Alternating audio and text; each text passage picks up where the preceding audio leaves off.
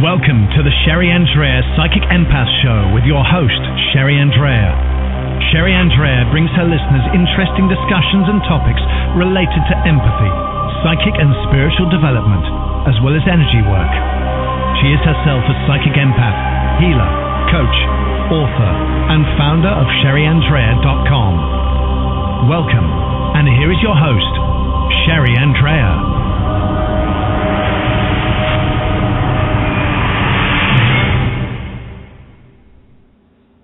Hello, and welcome to the Sherry Andrea Psychic Empath Show. Thank you for joining me tonight. I appreciate all of you who are listening. Tonight's topic of discussion is developing psychic abilities. Now, before we get started, I wanted to discuss something. There's been a change to the show schedules. Normally, we were doing Tuesday and Thursday, Tuesday at 9 p.m. and Thursday at 1:30. That's been changed. Now Thursday will be at 9 p.m. instead of 1:30.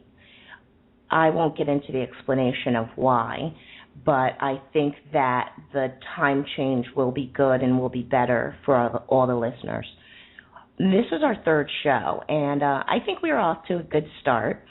I will be taking callers, and the number to call in is 714-816-4750.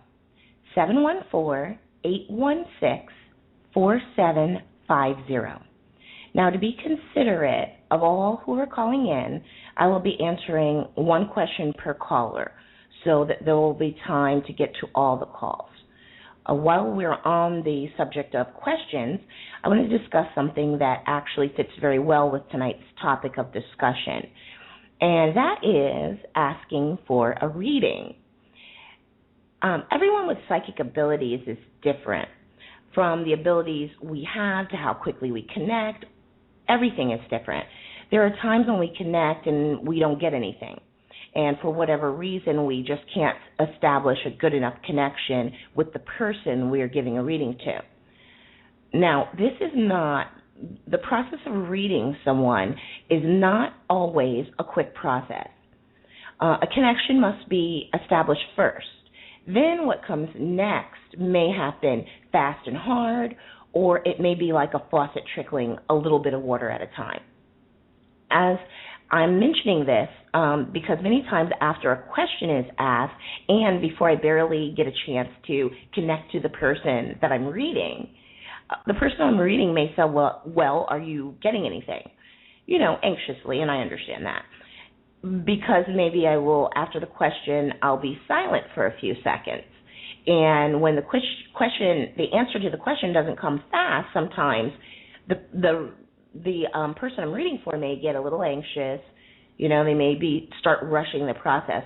If you're getting a reading, what you want to be careful of is that you don't try to rush the process. Every reader is different. Now, there are some people who are very fast readers. There are people who, they do this. This is their main thing that they do for a living. And so they've gotten very good at connecting quickly because they had to. Because, for example, if you're calling someone with psychic abilities and you're paying, let's say, $1 something a minute or more, maybe you're paying a $5 and something per minute, well, you're going to want them to be able to connect to you and answer your question as quickly as possible because it's costing you. So now people that generally work like that and are in a network, and I'm sure you've seen them online, where they sign up for this network and you can go to this web page and you can see all the psychic readers, you can read a little bio about them, and then you can, through their website, you can call them. Now, generally, psychics who do readings on sites such as this, they're expected to connect very quickly and be able to get that information out there, almost like a Pez dispenser. Often, if people don't get, if the psychic reader is not able to connect quickly, maybe they're just not able to get anything, Many times the people will not pay, if they can't connect within a certain amount of time. So you have to understand there are people who are used to working this way. They're used to it. They're used to giving you a speedy answer. That is not the case with me. I do not do that for a living. What I do for a living is I am a spiritual and psychic development coach. In the process of doing my job, I use my abilities. I use all my psychic abilities. Sometimes I'm using my empathy. Sometimes I'm using just intuition. It depends on who the client is and what I'm doing for them, whether it's a personal client and this is a life coaching, or if it's a business client and it's related to business. So I wanted you to understand I am going to limit it to one question only, just so that it's fair to everyone. And because last week it was very good shows. However, I noticed that no one wanted to end their question. Everyone had one more question. So to be fair to the callers who are holding, I'm only going to allow you to ask one question. Hopefully it will be related to the topic of the show. And then after I ask your one question, if you still feel like you want further information, you can always contact me, go to my website, SherryAndrea.com. Okay, let me repeat now the call-in number for you in case you're just joining us. The number is 714-816-4750. And now let's start the discussion about developing psychic abilities, since that's what we're here for. Since we only have 1 hour, I'm not going to go in depth, obviously, regarding everything. For example, I'm not going to explain in depth how to awaken your abilities. If you are interested in knowing more information about that, once again, you can go to my website. I have tons of information on my website that is related to that. Now, first, I want to explain that everyone is psychic. Many wonder if they are psychic or if they might have psychic abilities because they've had various experiences in their life. We call them unexplainable experiences, metaphysical experiences. Metaphysical because the definition of metaphysical is it cannot be explained in some rational or scientific way. There's just no rational answer for what happened. Maybe it's such that you heard a noise or you heard your name called, but no one was there. Maybe you heard a door slam, but no one came in. Maybe you heard the telephone ringing, but you go to answer the phone and you realize, well, the phone's not ringing, so what was that ringing that I was hearing? Or, there's many other stories and experiences that I'm sure you've heard and that I've heard. And usually that leads people to wondering if they could be possibly psychic. However, still the majority of people do not think and do not realize that everyone is psychic. Well, because it has a label. We've labeled it. Psychic versus, that implies that there are people who aren't psychic. Well, no. There are people who are awakened to it and who are open to it and who have it developed. And then there are people who maybe they are blocked for some reason, maybe because of, we're all born clear. We're all born the same way.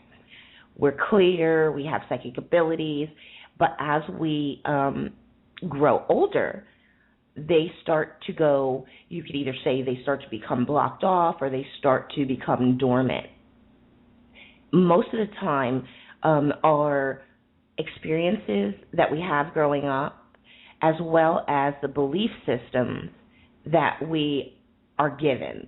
And I say given because not all of them we acquire by choice. We're taught by our parents, by our teacher, by our minister, and it's these belief systems that also will affect whether or not we're awakened. The fact of the matter is, when it comes to abilities, they do not work very well if you do not believe in them. If you simply do not believe in psychic abilities, chances are you will have a tough time developing psychic abilities. However, if you're very open-minded and you believe in things such as that, you believe in the metaphysical, then you will have an easier time developing, all forms of psychic abilities. You'll have an easier time awakening to them. Now, most people use meditation and chakra work to awaken their psychic abilities. And after doing chakra work, many will ask, for example, I get many emails from people saying that they've done a technique to open their brow chakra, which is controls clairvoyance, which is sight.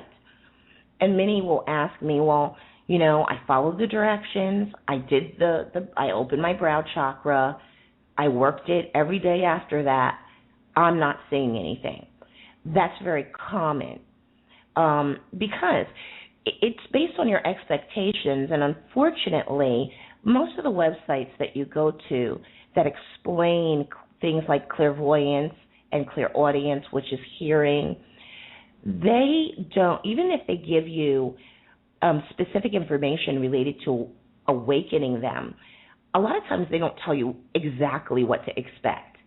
Well, first of all, every person is different, obviously.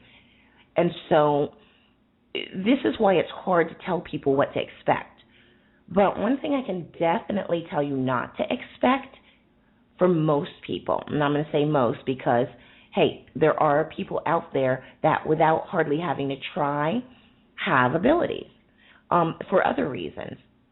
But for most people, when they do chakra work, it's not going to be that you just wake up the next morning and bam, you're a fully developed psychic. No.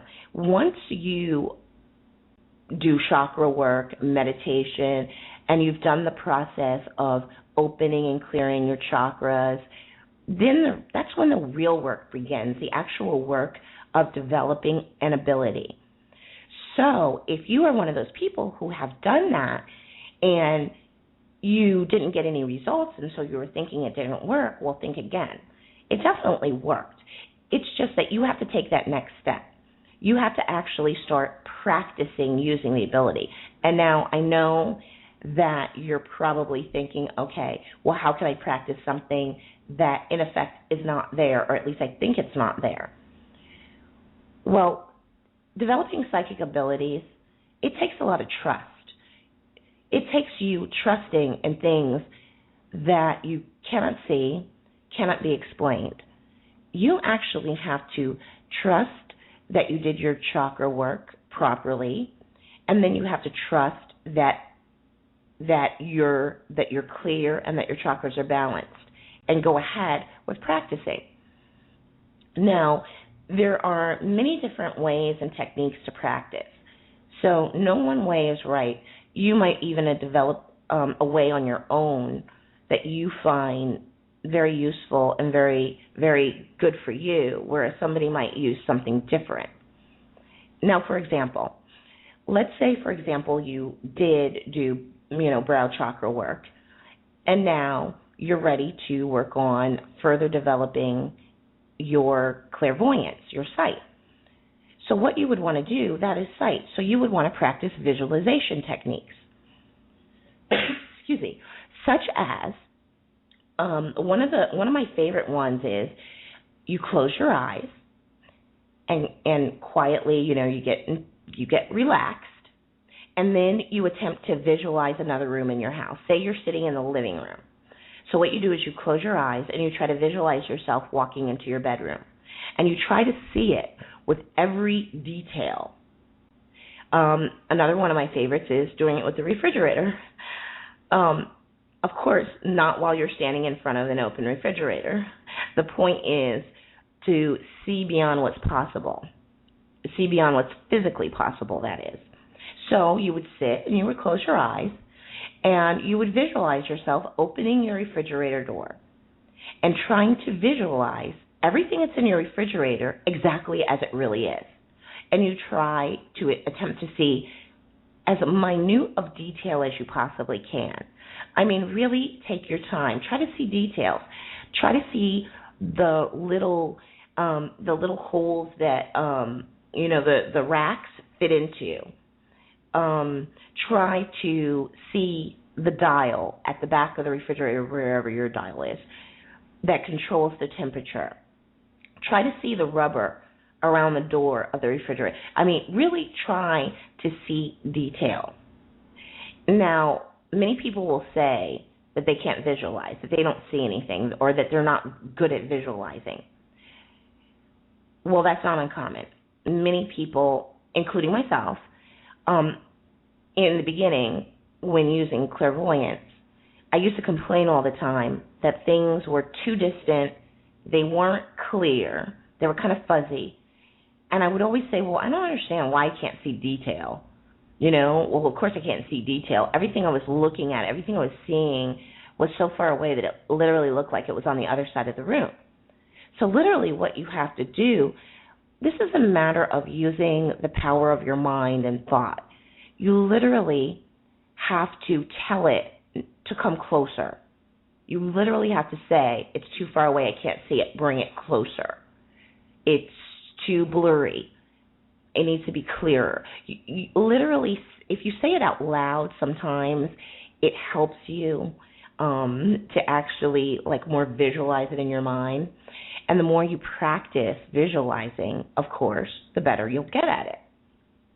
Now, the other thing that really helps for all abilities, but I think really helps very well for clairvoyance, is meditation. Now, many people are out there have a hard time meditating. Now, I had a hard time meditating at first also. At first, when I first began meditating, before I knew anything about chakra work or anything, I couldn't meditate for even 1 minute. I would try, but 2 seconds into meditating, a thought would enter my head. It probably took me 2 or 3 days before I actually could do 1 minute, and I was so excited. I still remember jumping up and down, I did a minute. Well, it's not uncommon to have a hard time meditating. Your mind is not used to being quieted. This is something new for your mind, and you have to get it used to it. But the great thing with our mind and our brains is that we adapt very quickly to anything that's new. So if you just keep at it, no matter how difficult it is, and don't convince yourself, oh, I can't do it. Yeah, you might not be able to do it today, but tomorrow's a different story. The next time you go to try it is a different story. I mean, literally, in a half an hour span of time, I would keep trying. I would keep starting over. And I had a watch, and I was keeping track of the time on my watch. So that's how I knew when I did a minute. And in a 30-minute span of time, you may start and stop meditating over and over until finally you can just do a minute. Now, a minute sounds trivial, but that is a major accomplishment, because if you do a minute, that means 2-3 weeks, you'll be doing 15 minutes easily. And then you will notice a few things. Meditation has great benefits. I'll get to the benefits for clairvoyance in a minute, but one of the benefits of meditation is it changes the brain matter, the gray brain matter in your brain. I never did well at science, so excuse me if my explanations seem kind of rough. But what it does is the area that's responsible for you getting stressed and, impatient, intolerant, angering quickly, the gray matter in that area will, I don't know if the right word to use is shrink or lessen. I'll just use the word lessen. I don't want you to think your brain is shrinking. The gray matter in that area will shrink, and the gray matter in the area that contributes to our being calm, our being peaceful, our not getting stressed very easily, our being able to focus, that area expands, increases. And the thing is, it doesn't take much for that to happen. I mean, I'm literally talking, even if you never do more than 10 minutes of meditation per day, and you don't even do it every day. Maybe you get on a routine, a schedule where you're going to do it every other day. Or maybe you're just going to do it 2 or 3 times a week because maybe that's all your schedule allows, or maybe you have children and there's children and a husband or a wife, and maybe it's hard to find peaceful moments in your house and you don't really want to go out in the backyard in the dark at night. So even if you only manage to get that 10 minutes in, no matter where you do it. And the thing is, don't think that you necessarily have to have a quiet place to do meditation. There is actually a practice of doing meditation where people actually go to a noisy area, whether that's in their own house with the TV on and everything and the washing machine going, a train station. The reason why people practice meditation in that way is because what you're trying to do is you're trying to be able to control and quiet your mind. You're trying to get your mind used to literally shutting its thoughts off so that other things can work and take effect. So you could see that, like going to a busy train station, if you can meditate there, you could quiet your mind anywhere. Say you're in the middle of an important meeting and everybody's talking at the same time, but you want to be clear. You want to have good ideas. I mean, maybe it's a marketing meeting where you're going to be throwing out ideas, and you're trying to keep your job and impress your boss or your client. Sorry about that. That was my dryer, actually. But imagine if you're in this meeting, there's lots going on, people are throwing bagels across the table, everybody's talking. Wouldn't it be wonderful, even in a situation like that, to be able to quiet your mind and to be able to think from a higher level? Well, that's some of the reasons why you would want to meditate, even if it was only 10 minutes a day, 2 or 3 times a week. Now, it also helps clairvoyance. Why? Is because during meditation, as you're quieting your mind, what else you're also doing is you're lowering your brainwave states. So you want to attempt to get to delta and then theta. And going to delta and theta, these are where you are going to do spend the majority of your time in meditation, hopefully. Hopefully you can quiet your mind, quickly and long enough so that you can easily reach that brainwave state. Those brainwave states are the most optimal for working on bringing out and developing any psychic ability. So that is your goal, basically, is to be able to drop down to these brainwave states. Now, of course, I'm not going to go into more detail about brainwave states because, there are other things that affect brainwave states. There's what's going on when you're sleeping. Sleeping can be thought of as another psychic ability. So for those of you who often will go to another person with abilities and ask to get a reading because you're just developing and you can't use your abilities well enough to get your own answers, well, you can think of dreams as another psychic ability that you can easily develop. Meditation also will help with dreaming. If you're a person that you're like, oh, I never dream, well, meditation will change that. You will begin dreaming and remembering your dreams. And when it comes to dreaming, also brainwave states play a part there too. So Google brainwave states and do some reading, and I think you'll be pleasantly surprised. Now, like I said, clairvoyance has to be practiced before it comes out. Now, before I move on to clairaudience, what I want to explain to you is what messes some people up sometimes, what trips them up, is that they don't know what to expect. If you don't know what to expect from ability, if you don't know how an ability manifests, then of course you're not going to know. You're going to say to me, I'm not seeing anything, because you think you're not. But you have to understand how the ability manifests to know whether you're actually seeing something. So most people see within their mind's eye, meaning they see the way they daydream. If I say to you, picture or visualize a stream, with rocks, water going over it, maybe fish jumping out of the water, you could visualize that. Well, that is how clairvoyance works. You see it in your mind's eye just like when you daydream. So now that you know how it manifests, you're better able to try to pay attention to notice when you're getting something. The reason why I say that is because the difference between being developed and undeveloped is your being able to control your ability.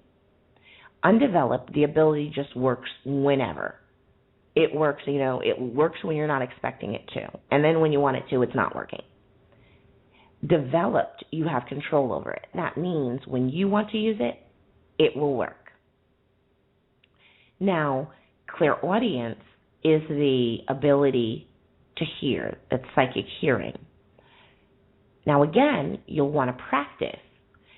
It will not develop on its own. Now, I say that about all abilities, but like I said, keep in mind some people are different.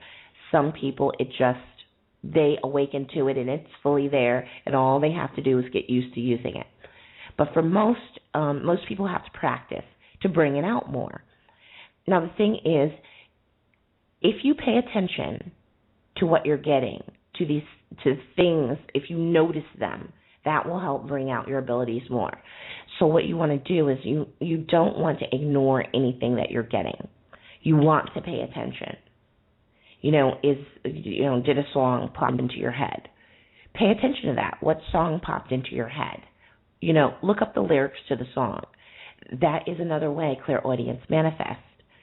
Now, you will hear within your head, and what I mean by that is most people who are clairaudient do not hear outside their head, like you hear me talking to you.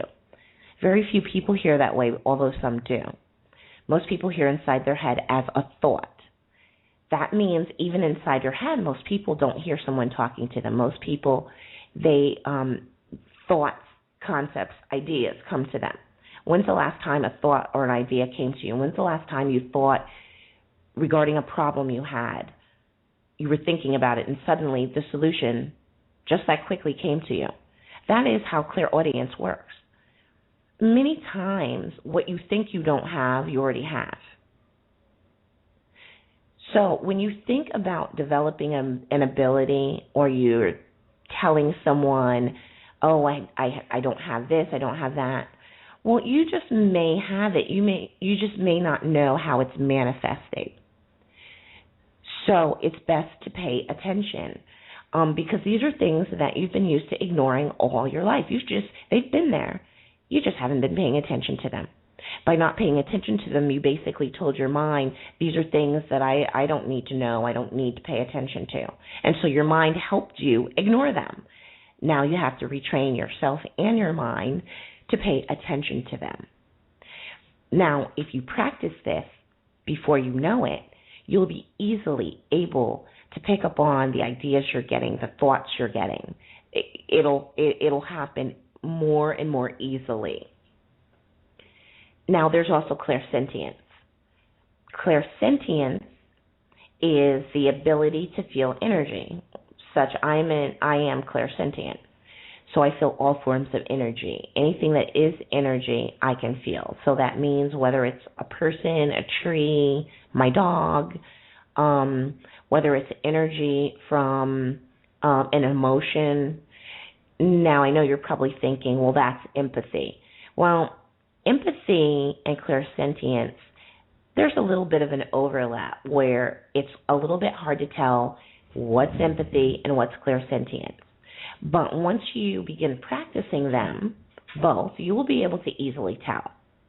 Because empathy is usually where you're picking up, feeling the emotions of another person from a connection you have to that person.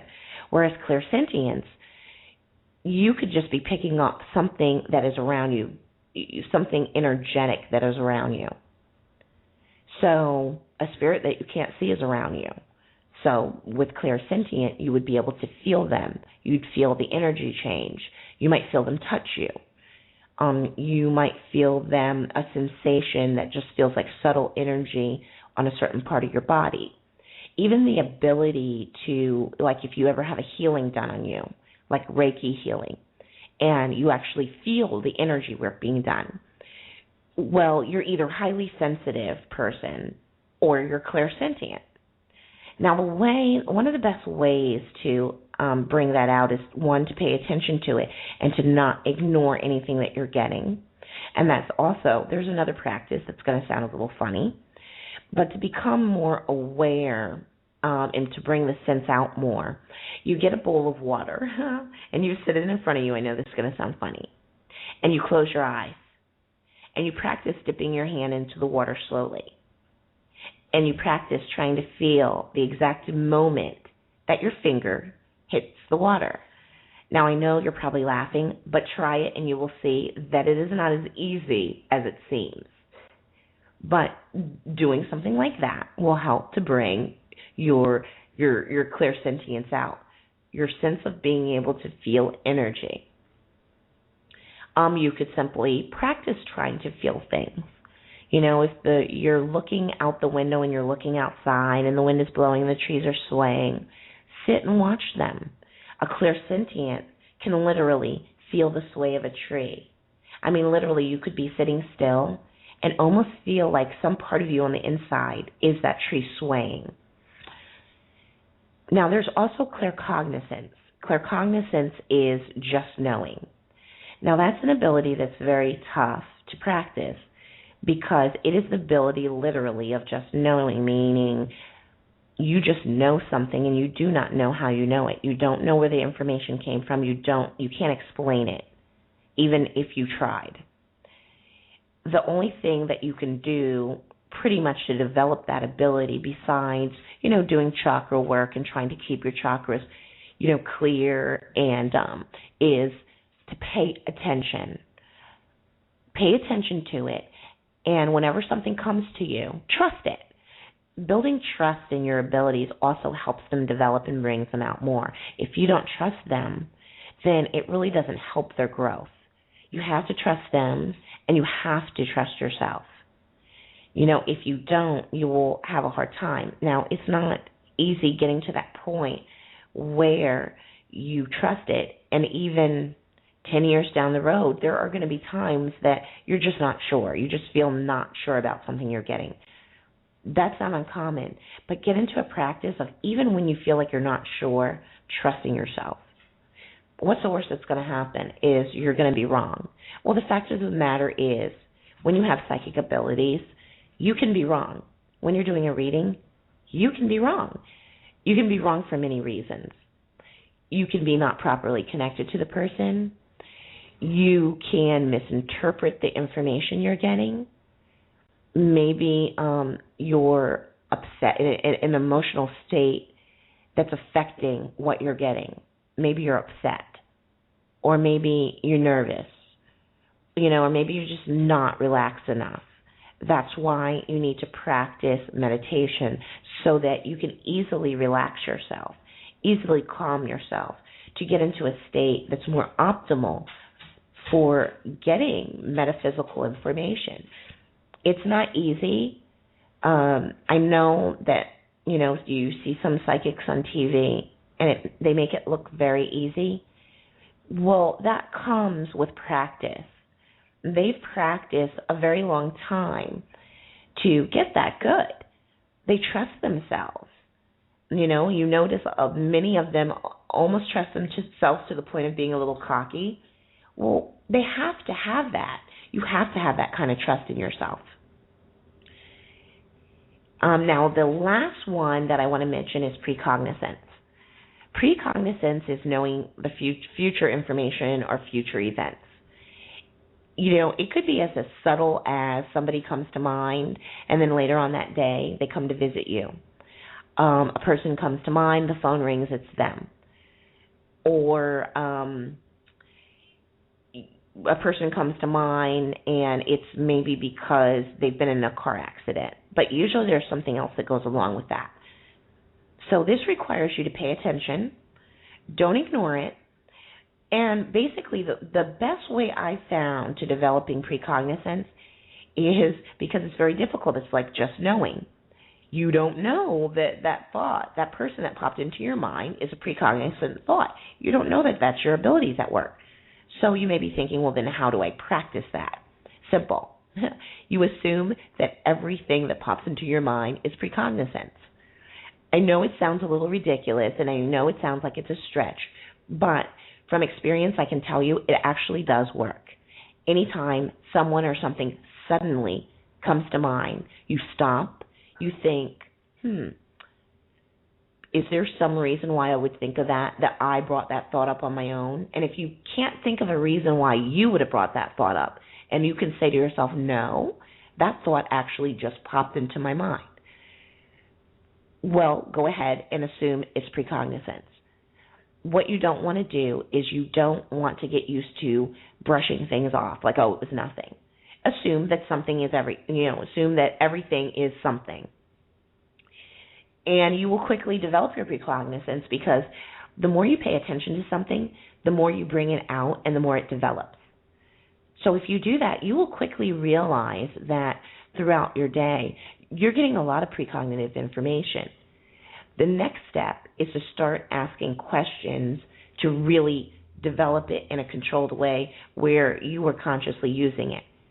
The one thing people often forget to do is simply ask the question. Well, how do you expect to get anything coming to you if you haven't asked anything? Excuse me. Sometimes you just simply have to ask the question. Just ask it out loud. I know many people say, well, who do I ask it to? I don't know my guides' names. You don't need to. They help you regardless. Just simply out loud ask a question. Ask a question, you will get the answer. One way or another through one of your abilities, you will get the answer. All you have to do is ask and then just pay attention.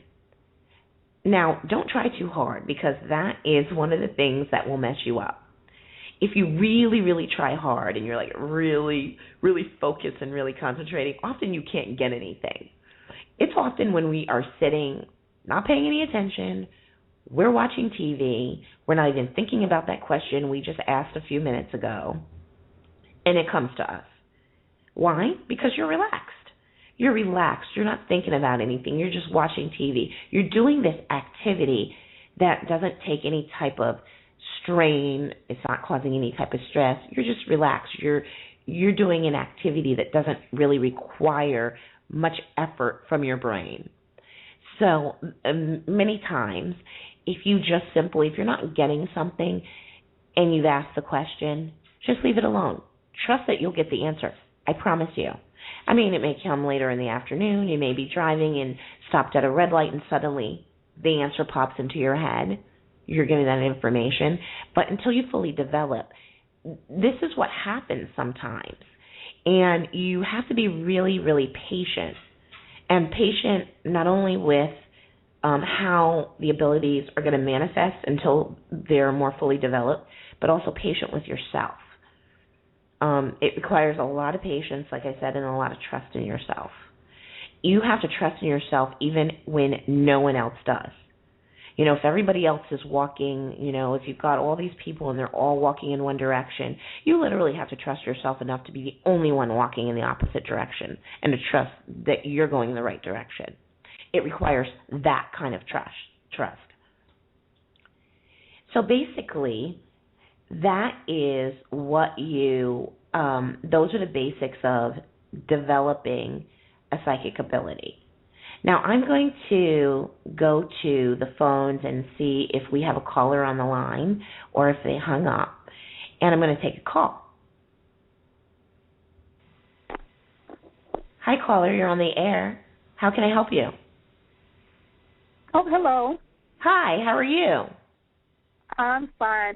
Andrea, I'm so glad that you have this show because not many shows basically for empaths. I mean, I know that's included, but right. I guess I have more of a comment or question, but will you clarify one thing that I'm an empath, but I'm also clairvoyant.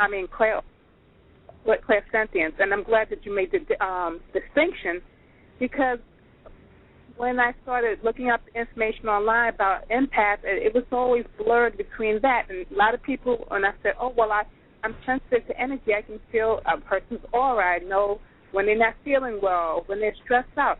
They were thinking, oh, you're empathic, so you were picking up the emotions. I'm not even in the room that they are in the room. And when my daughter passes by me when she comes home from work and my door is closed, if she's not feeling well, she's not saying anything to me. She thinks I'm asleep, but I can actually feel that energy, and I get up and say, what's going on? Oh, Mom, right. this or that. And so I was confused back and forth. People say, well, you're sensitive, you're empath. And you just made a very clear distinction of it. And everyone's saying, oh, circle yourself with the white light of the Holy Spirit and protect yourself. Well, why am I protecting myself? I'm just feeling energy. You know, exactly. It's not like I'm on. And I even sometimes when we go on shows and we're in the chat room and we discuss things and everyone's saying, well, you're you don't have boundaries, you have boundaries issues and everything. And I'm thinking something's wrong with me. I'm having boundary issues. I can't say no. Of course I can say no. I'm just feeling energy. Thank you so much. Exactly. And, people would be amazed at the ways that you can connect and feel another person. I can use this one example. I was reading someone's message, their post on a message board, and they had talked about a relative. Now, I'm in Florida. They had talked about a relative that was in California that was in the hospital and something was wrong with them. I didn't know that person, and I barely knew the person that had written the post. Well, I connected with their relative that was in the hospital. Now, I didn't feel them just solely through empathy. It was empathy. It was the empath part of me that had me connect. And now keep in mind, you're connecting not because they're physically anywhere near you. You're connecting because you're reading something about them that makes you put thought on them. That causes a connection. You're reading their email. Anything can make you have that connection to them if you put any focus on them, even if you don't know the person. And then what happens is there's that difference. You pick up the part that's the empathy part, and that's how you connect. But then you get the clairsentience part, which is where you actually start feeling that something is wrong. Then you start feeling more specifics about what's wrong. You can feel it as, like, if you connect to somebody in a hospital, like I felt someone getting an IV put in one time. And I knew, and now here's the psychic part of the empathy. You've got the empathy, and then you have the clairsentience. So now when you feel that, you don't know necessarily what it is. However, because of the clairsentience and because that's like how we think of psychic empathy, you, with your psychic abilities, know what that is you're feeling. It just comes to you. And that is your clairsentience at work. It's, you feel the sensation and then you actually know what it is. And you don't even know how you know what it is. But that is the empathy and the clairsentience working together. Now, I don't know about that yet for me as far as long distance, feeling someone. It may have happened and I have never noticed. I only notice when someone's in proximity of me. They don't have to be in the same room, but maybe in the same, like in an office or something. They can be on one side of the office and I'm on the other side. But I haven't had that yet. But maybe I haven't. You'll probably call me back Thursday and go, well, now that you said that, it happened, because that always happens. that always happens. But I really appreciate you calling in. It's always nice to talk to another empath. Thank you. And I'm so glad I'm so glad you're doing this show. I'm just going to hang on a little bit. I'm just going to press 1 to go hang on in the queue. Okay. Thank you. And call again. Okay, I will. Okay, bye-bye. Okay, and I'm back. Now, one other thing, she brought up a very, very good topic for discussion. And it's not one that I brought up only because, I mean, we're talking about developing abilities. I noticed that I didn't say anything about grounding and protecting. Now, of course, if you're going to develop abilities, and you don't need me to tell you this because everybody will say it, because it's usually the first thing that everyone always says when developing any ability or trying to gain control of even empathy, is everybody always tells you to get used to learning how to ground and protect yourself. Now, I'll tell you what the difference is with grounding for an empath. For an empath, grounding is the one that's very important. The reason why is because you're going to be connecting to people and you're going to be feeling people empathically.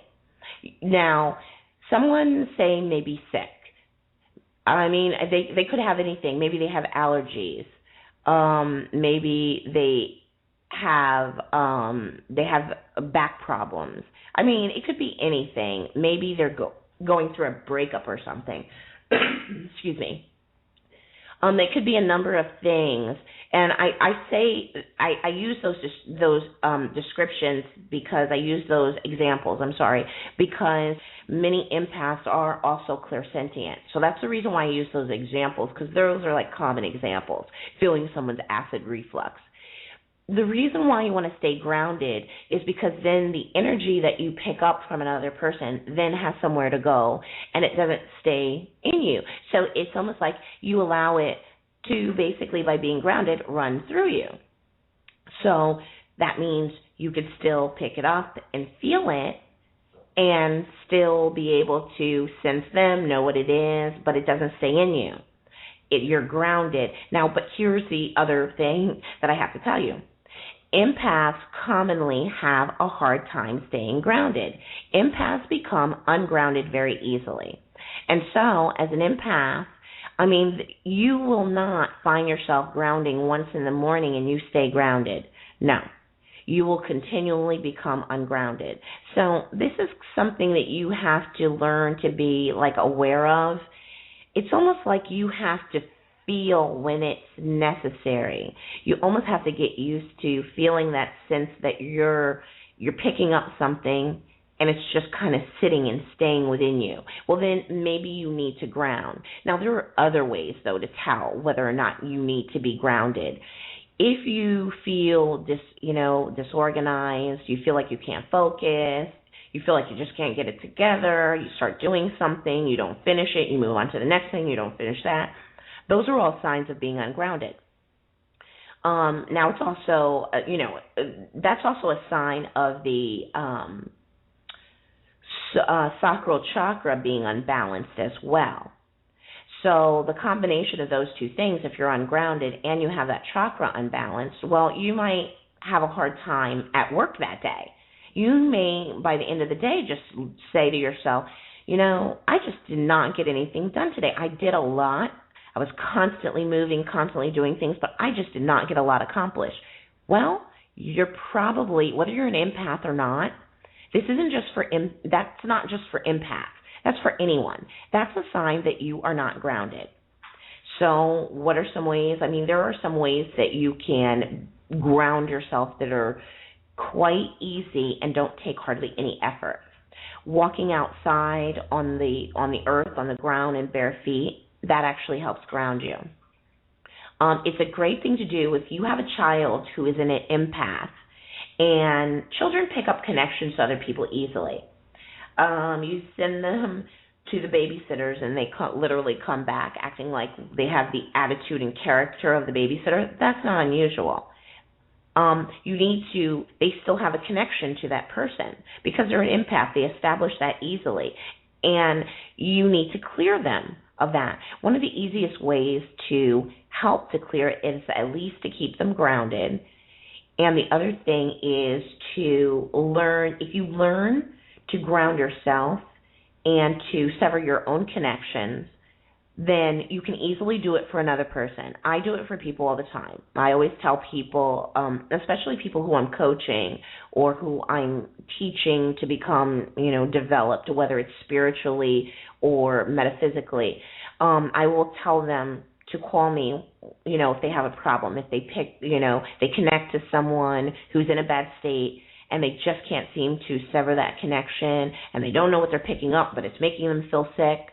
I often, suggest that they send me an email because, in a jam, I can actually ground them. I can ground them, I can put protection around them, and I can sever their connection.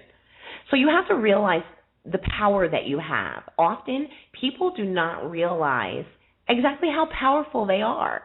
They, and they don't realize who they are as far as their true self. I'm not going to get into that tonight, but that just gives you an example of the ability that anyone has to help another person. So, that goes for anyone who's listening. If you ever feel that you're desperate for help, if you're an empath, you don't know what you're picking up, all you know is that maybe you're feeling very depressed, you don't know where the feelings are coming from, and you just can't, stand the emotions you're feeling anymore, and you don't have anyone else to turn to, feel free to shoot me an email. And I do this all the time. I know it sounds very strange, but and I will help you because in the process of learning to ground and learning to, what method of protection that you're going to use that protects you from negative things you may not want to pick up, but allows the good things in, allows you to connect to people. Connections to people are very important. Relationships are very important. This isn't about separateness. I'm sorry, I can't say that word. But this is actually about connecting to people, feeling people, and not being an empath and being afraid to feel other people, not being afraid to go out into a crowd. So there are some methods of protection that you can use that are more clearing than blocking things out. Like the violet flame is perfect to use for many things, and you can also use it as a way to, because all the violet flame does, if you visualize yourself surrounded by it, the violet flame transmutes negative energy. It's that simple. So it's only going to transmute something negative, or it also helps transmute karma.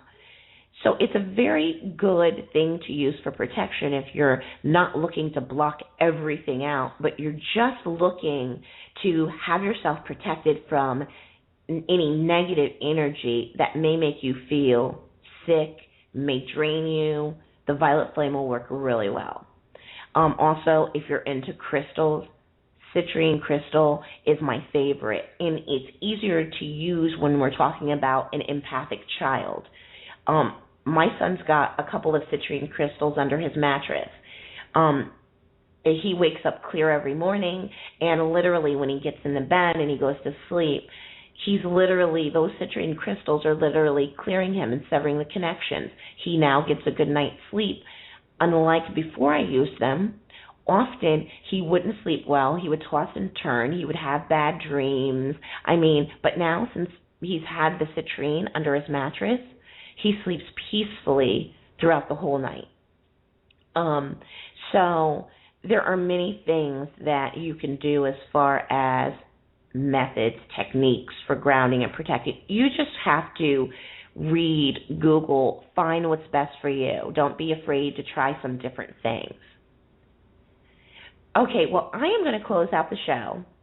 If you would like to reach me or to continue speaking with me, feel free to go into the forum, or actually what I'll do is I'll go ahead right now and I'll open up the chat room for the show, so that in case anyone wants to continue chatting, you can feel free to go into the chat room and I'll meet you there.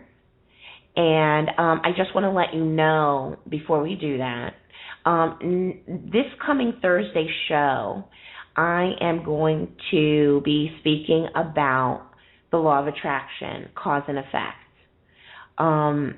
I coach many people on the law of attraction, and cause and effect, that are trying to get ahead. Maybe they're trying to get ahead. Maybe they already have a good job. They're trying to get a promotion. Maybe they're trying to have new opportunities coming to them. But we're going to have a guest host that I'm very excited about. Her name is Melanie Geddes, and she is the author of Learning to Dream with Your Eyes Open, it's actually a survival guide for inner city youth. However, Melanie, it does exactly what her book says. She teaches you how to dream and how to achieve your goals and how to achieve them against whatever odds you may be dealing with. She actually conducts self-improvement, motivational, and employment-related workshops, seminars. She's a speaker. She's got a great character, great personality, and you will love her. And she's going to be our guest host on our show this Thursday at 9 p.m. So I'm really excited about that, and I hope that, you'll be able to rejoin us on that day so that you will get a chance to maybe call in, ask her some questions. Maybe if you have a chance, go to her website. Her website is learningtodream.com. That's learningtodream.com. And, go over there. She's got a blog on her site, too. She writes some really great, interesting blogs. Some are funny, some are serious. She is so down to earth, you will just love her. So go and check her out so that you'll know what to expect on Thursday. Also, feel free to contact her. If you do want a workshop such as that, feel free to go ahead and contact her. I mean, the summer is coming up, so if you have Boy Scouts, Girl Scouts, some group, some youth group that you're going to have in the summer for the summertime when school is out, and you're looking for something for them to do, you might just want to contact her since she does workshops for youth.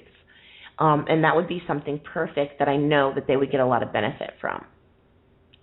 And now we've got 2 minutes remaining, so I'm just going to tell you, next week hopefully we'll have more callers and we'll be able to take more callers, do more readings. I was hoping you would get a good example of doing readings, but usually most of the shows so far we've had a good amount of people calling in, wanting readings, so I have no doubt that Thursday we'll probably have a decent amount of callers. So I really appreciate everyone who could listen today. And I really thank you for joining me. And I can't wait to talk to you again on Thursday.